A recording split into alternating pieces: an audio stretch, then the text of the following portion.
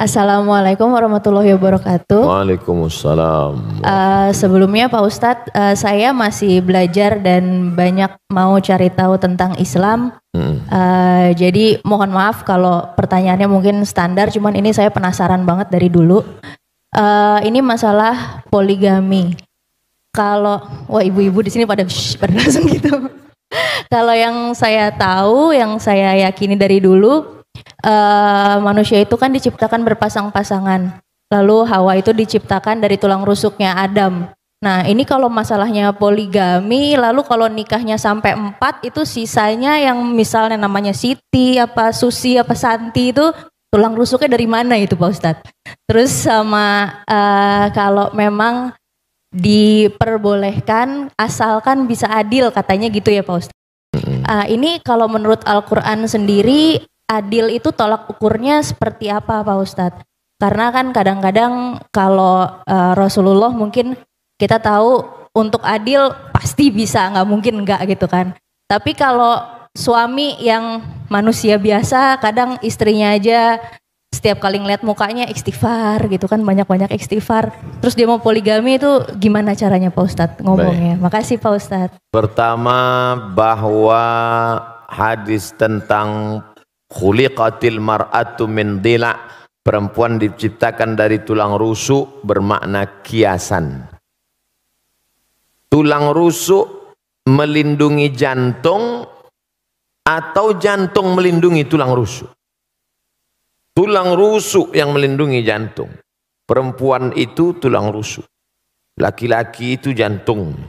Maka perempuan yang melindungi laki-laki. Makanya dalam Quran disebut hunna libasul lakum wa antum libasul lahun. Perempuan menjadi pakaian bagi laki-laki, menutupi segala cacat, aib dan kekurangannya. Maka tulang rusuk menjadi pelindung bagi laki-laki. Nah, jadi jangan dipahami tekstual lalu sebelum menikah minta surat catatan dokter berapa yang hilang tulang rusuknya. Nah, saya nggak mau nikah sama kamu, tulang rusukmu hilang 3, berarti bini kau 3 katanya. Ini yang pertama. Yang kedua, Nabi Muhammad SAW menikah dengan Khadijah monogami 25 tahun. Monogami, istri tunggal.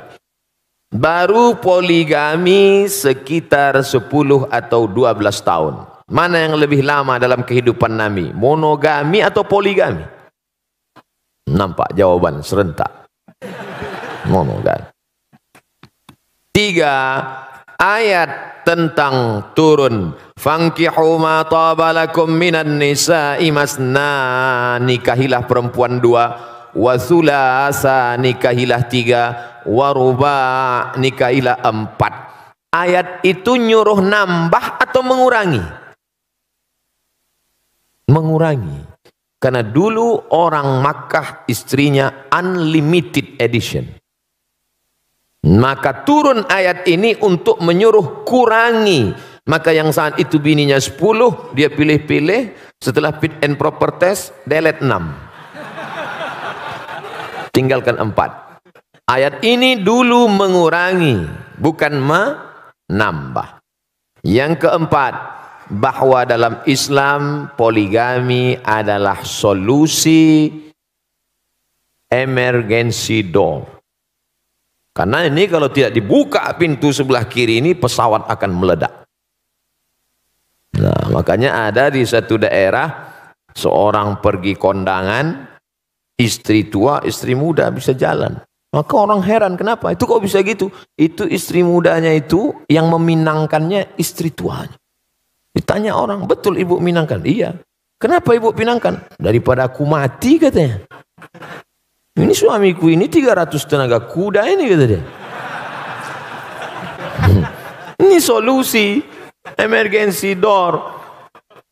Ada di sebagian orang, ada di sebagian tempat, dan sekarang banyak orang lebih mau, mas kamu mau selingkuh lah. Yang penting seksnya sehat. Oh, tak bisa begitu. Dalam Islam ada aturan agama yang menjaga keselamatan.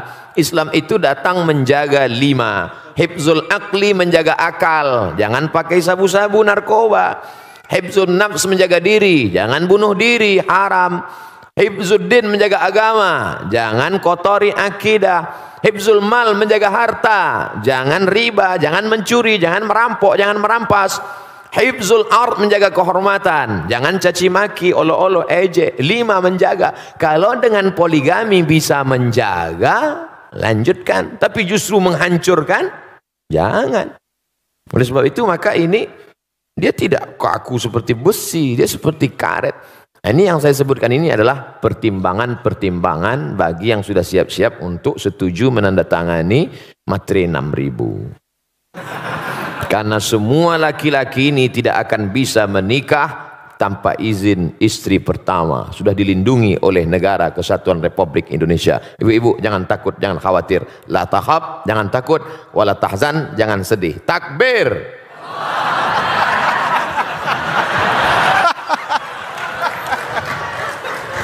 Pas istri saya lihat Ustaz. Alhamdulillah ya, aman ya ibu-ibu ya. Aman.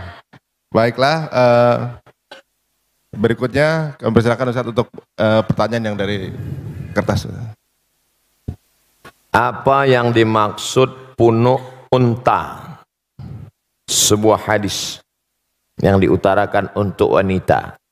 Punuk unta salah satu sampel contoh. Tapi banyak hadis lain, substansi maknanya adalah, saya sebutkan satu.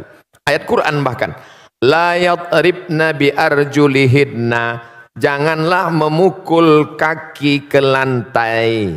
Dipakai gelang kaki bergemerincing. Yadribna bi arjulihidna. Dipukulkan kaki ke lantai waktu jalan. Kerincing, kerincing, kerincing, kerincing, kerincing. 1. 2. La tabarrujna tabarrujal jahiliyatil ula. Jangan bersolek-solek jahiliyah. 3. Jangan memakai seperti punuk unta naik ke atas. Dari 3 sampel contoh ini makna substansinya adalah norak. Berlebihan, lebih dari normal, abnormal, supaya diperhatikan orang. Adapun sekedar mengikat rambut, kebetulan rambut dia panjang, maka diikatnya pakai karet gula. Diikatnya. Lalu kemudian ketika dia pakai jilbab agak menonjol sedikit, ya nggak apa-apa. Tapi sengaja dipakai tinggi ke atas supaya ketika dia lewat semua wow. Jadi jangan ditangkap sampelnya, tapi yang diambil adalah substansinya. Karena sekarang banyak orang, perempuan, tidak seperti punuk onta, tapi noraknya lebih daripada punuk onta. Pahami ini dengan baik. Tentang masalah gemerincing di lantai, tidak ada lagi. Tentang solek jahiliyah, tidak lagi. Tentang punuk onta, tidak. Dia selamat dari 3 kasus contoh. Tapi substansi noraknya masih bertahan. Maka hukumnya dia tetap kena. Intinya wajar-wajar saja. Kau diperhatikan orang bukan norakmu, tapi karena prestasimu. Kau diperhatikan orang bukan karena make upmu, tapi karena cahaya bekas wudukmu, karena tahajudmu memancar. Ini kan ingin mencari hati orang supaya suka. Padahal hati orang itu punya Allah. Kalau Allah sudah menanamkan cinta ke dalam hatimu, maka hati-hati hamba itu pun ikut cinta kepada engkau. Oleh sebab itu maka raihlah cinta Allah dengan tahajud, raihlah cinta Allah dengan baca Quran dan zikir, bukan dengan yang semu, bukan dengan yang hilang. Karena kita akan capek melelahkan diri sendiri hanya dengan kepalsuan-kepalsuan. Kenapa dia bercahaya wajahnya? Bekas wudhu. Masya Allah. Emang saya tayamum. Artinya kita tetap beramal, berdoa, biarlah orang suka, karena Allah menanamkan suka itu bukan karena dibuat-buat. Karena sesuatu yang dibuat-buat kita akan lelah, capek sendiri. Normal saja, apa adanya. Apa boleh seorang anak naik haji tapi orang tuanya belum pernah pergi haji? Pulang dari sini, kau ambil kain selendang, kau gendong ibumu, Dari Jakarta jalan kaki ke kota Makkah. Sampai di Makkah kau tawaf 7 putaran, naik ke Bukit Safa, pergi ke Marwah 7 putaran, tahallul. Maka belum dapat menebus sekali teriakannya saat melahirkanmu. Oleh sebab itu yang punya uang, senangkanlah hati orang tua. Buatlah ibumu seperti raja, maka rezekimu akan seperti raja-raja. Bukan hadis Nabi, saya ketemu di grup WhatsApp. Senangkan orang tua, karena setelah Allah langsung orang tua. Wa qadha rabbuka alla ta'budu illa iyyah.